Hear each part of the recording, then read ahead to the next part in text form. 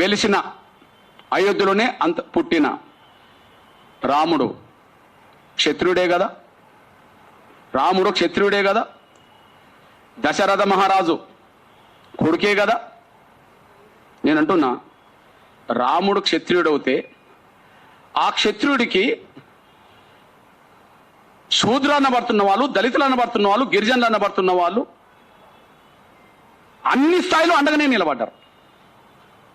అన్ని స్థాయిలో అండగా నిలబడ్డారు. ఎక్కడి నుంచి ఎక్కడికి?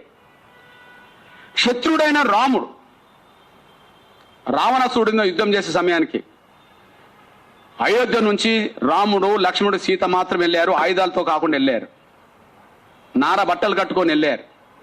కానీ రావుడి మీద యుద్ధం చేసే సమయానికి అక్కడ సైన్యంగా రాముడికి అండగున్నది మా వానర సైన్యం అనబడుతున్న ఆంజనేయుడి, సుగ్రీవుడి నాయకత్వంలో మా వానర సైన్యం అనబడుతున్న సైన్యమే కదా.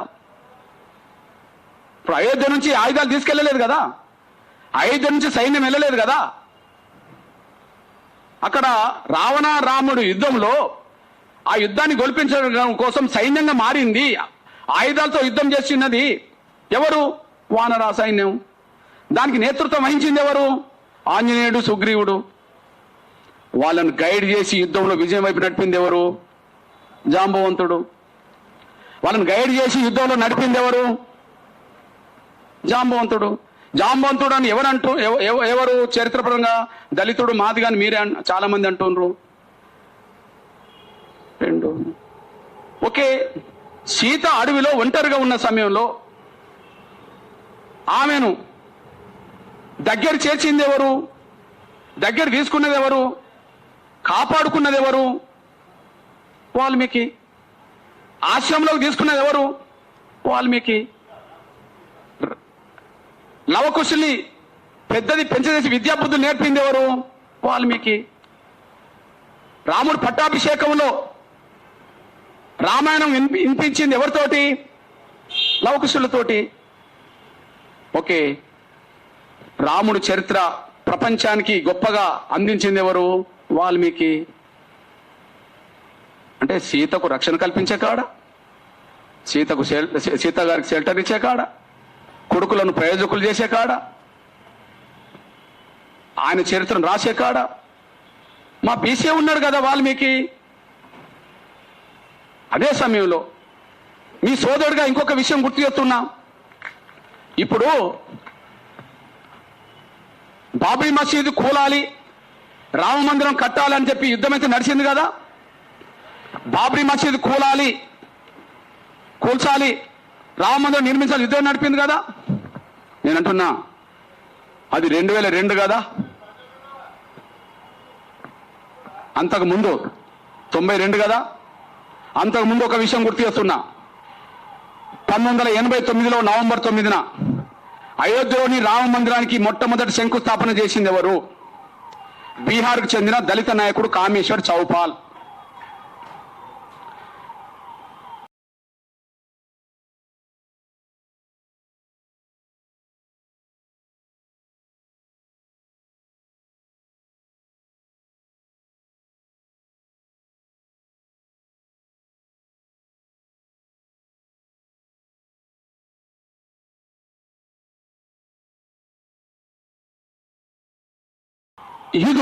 ఇది చరిత్రలో ఉన్నది కదా.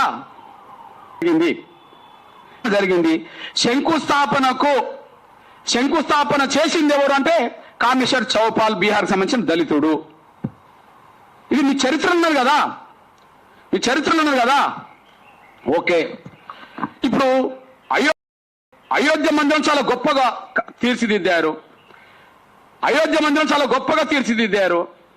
అయోధ్య మందిరం నిర్మాణంలో కార్మికులుగా రాళ్ళెత్తింది, ఇటుకెత్తింది, నిర్మాణం చేసింది, ఆ స్థాయిలో నిర్మించింది కార్మిక వర్గంలో అన్ని వర్గాలు ఉన్నారు కదా.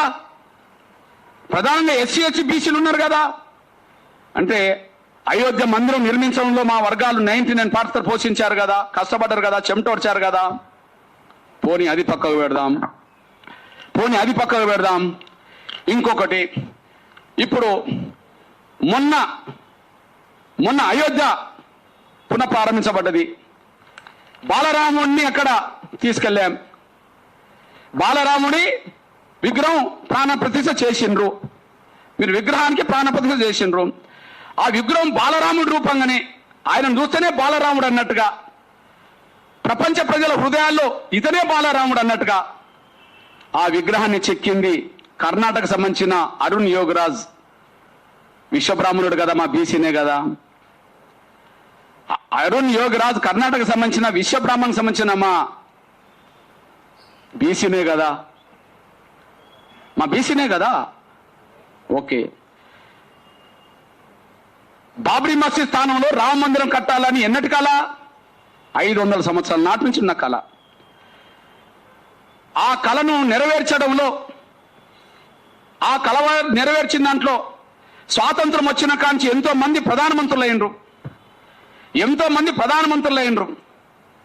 మరి ఏ ప్రధానమంత్రి గారు ఉన్నప్పుడు మళ్ళా రామ మందిరం పునరుద్ధరించబడ్డది? బాలరాముడు మళ్ళా ఎప్పుడు చేరిండు? గౌరవ నరేంద్ర మోడీ గారు ప్రధానమంత్రిగా ఉన్న మొన్ననే కదా. మరి గౌరవ ప్రధానమంత్రి నరేంద్ర మోడీ గారు ఆధ్వర్యంలోనే 500 సంవత్సరాల హిందువుల ఆకాంక్ష నెరవేరింది కదా.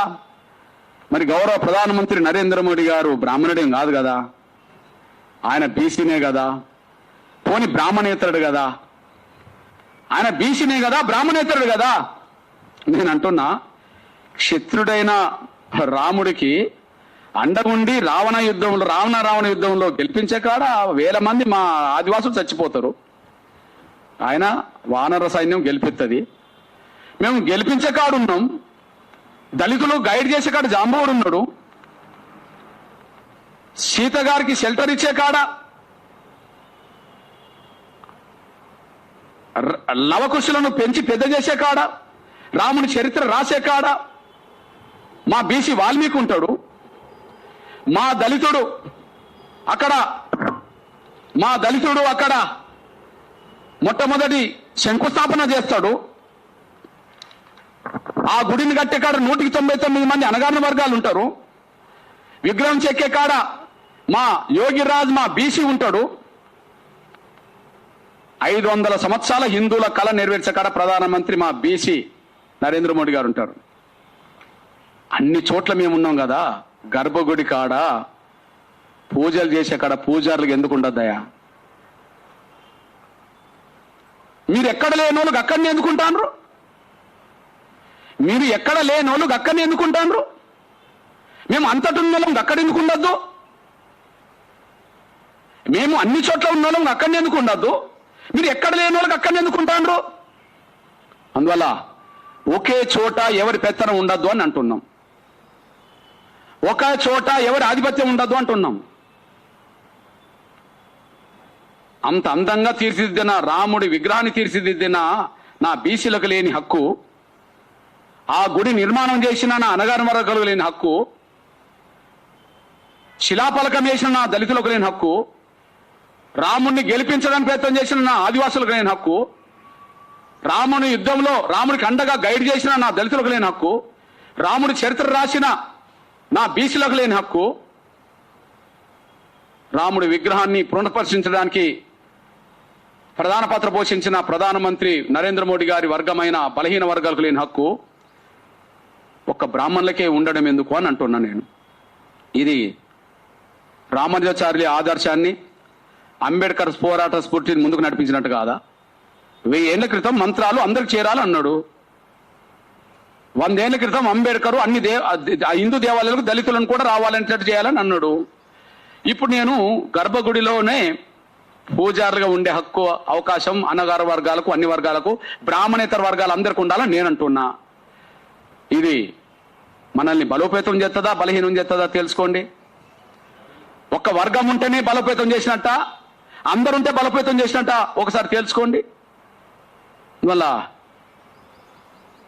ఆ ఒక్క విషయాన్ని మీరు అర్థం చేసుకుంటారని చెప్పి నేను ఆశిస్తున్నా. ఇకపోతే ఇంకొక విషయం గుర్తు చేస్తున్నా. నేను అంటున్నా, బ్రాహ్మణ, క్షత్రియ, వైశ్య, శూద్ర